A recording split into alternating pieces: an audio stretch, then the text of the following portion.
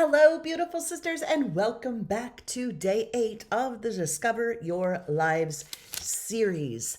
Today, we are going to be talking about change your life. You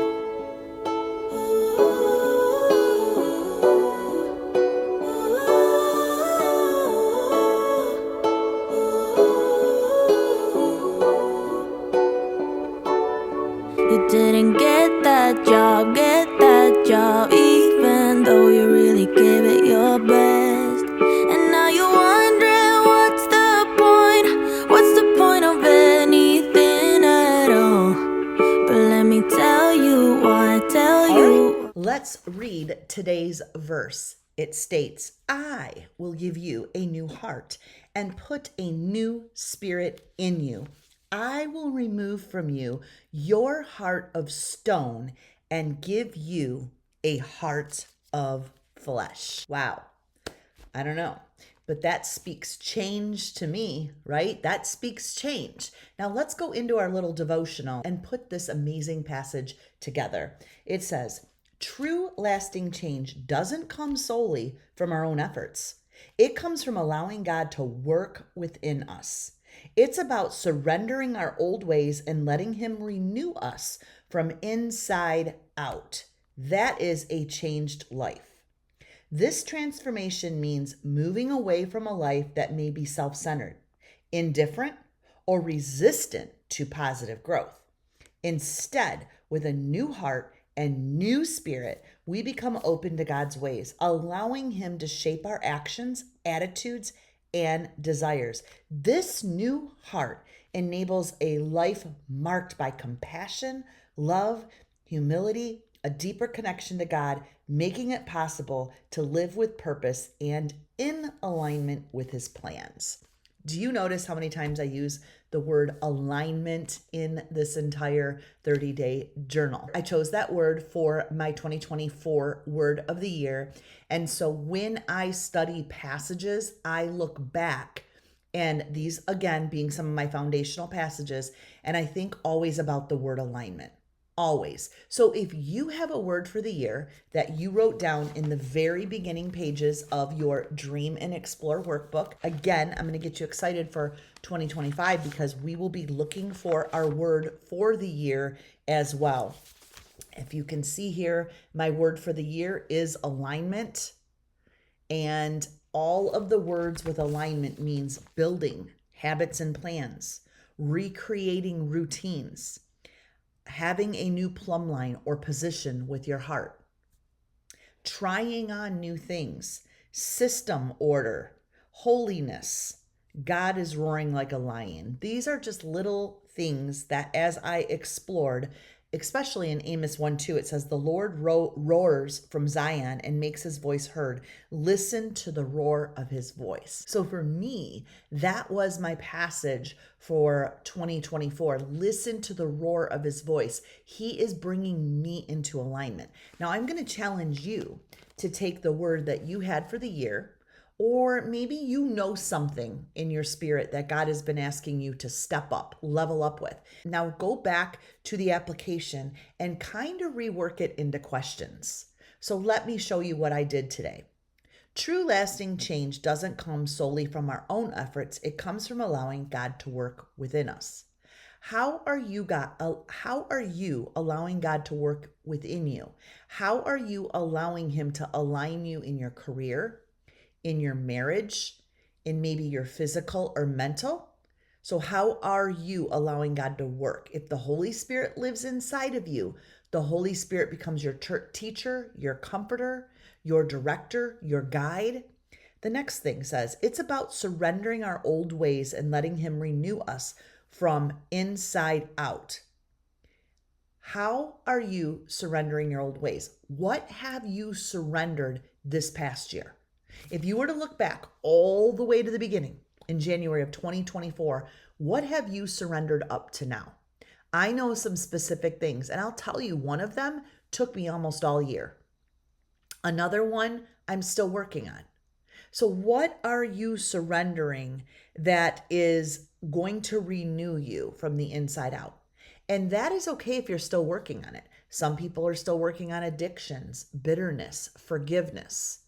But make sure you have that down, that is a desire to change, and ask God for help. Remember yesterday's message on dreams to reality. Maybe one of your dreams is to really have freedom in an area where you were victimized, or an area where you're struggling with bitterness and forgiveness. Write that down. Next part of this says the transformation means moving away from a life that may be self centered, indifferent, or resistant to positive growth. Again, reflect back over your life wheel. Do you see an area where you've been self centered, indifferent? And you may think, well, what am I lining this up to? Well, if you noticed, when my word for the year was alignment, I also talked about plumb line, because in the book of Amos, which I love, that was kind of my book for 2024, Amos talks a lot about a plumb line. Plumb line is really measuring and seeing if the walls are even, if everything is centered. And so, how are you plumb lining your life? What Bible study did we do this year that really helped you with transformation in a specific area of your life? So again, I'm just going back and retaking our application and presenting questions to myself. Let's go to the next one. Where have you been resistant to positive growth? Are you seeing positive growth? If you are, it says, instead, with a new heart and new spirit, become open to God's ways. How have I become open to God's ways? What verses really spoke to me? Well, one verse I have carried with me the entire year was again in Amos, and I wrote it down, and it said, listen to the roar of his voice. And I'll tell you what, I have been in position to listen. After Bible studies, he's going to roar something. And he started roaring certain things around my life wheel. And it was up to me to step away and ask him to do his work and allow him to shape my actions and attitudes and desires. That can take time. If you look at my board over there, there are things that take time when it involves our heart. What did we learn about our heart? Our heart is our mind, will, and emotion. Sometimes we have emotions from our past that are directly rooted to a memory, and that takes time. If there is a memory that's constantly stabbing you, I would ask you to do two things. First of all, reflect on who God is and know that God is saying that he wants to come in here and give you a new heart and enable you to feel compassion, forgiveness, love, peace. He has the power to do that if you're connected to God. And then it says he's going to make it possible for you now to live with purpose. Instead of a memory or instead of a crack in the soul irritating you and holding you hostage, God is going to set you free with a new heart.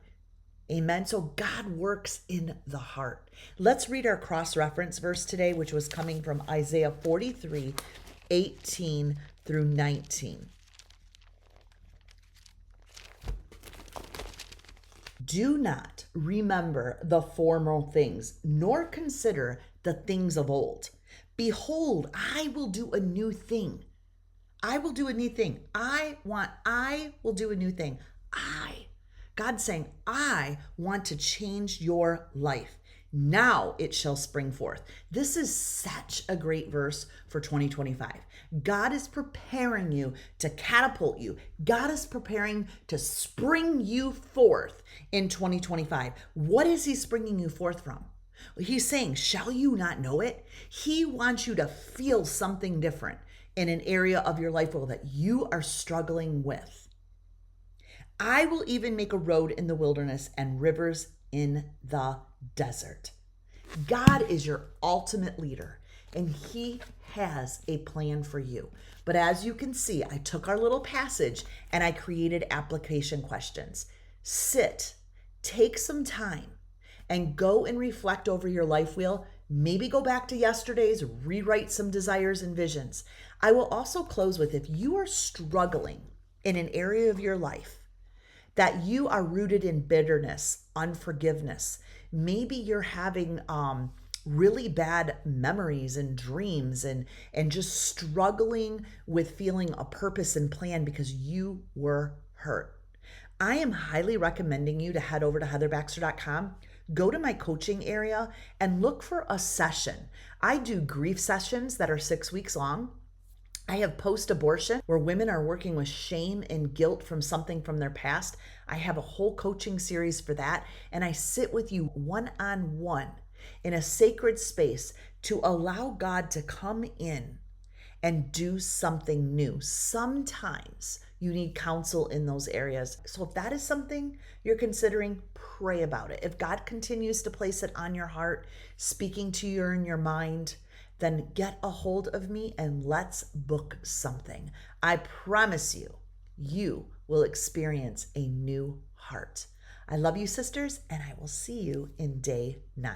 You fall and you break, you got battles to take on, but you figure it out, yeah. When you fall and you break, you got changes to make now. See the light at the end of the tunnel, it's right there, now just look up and follow. Take one step at a time, babe.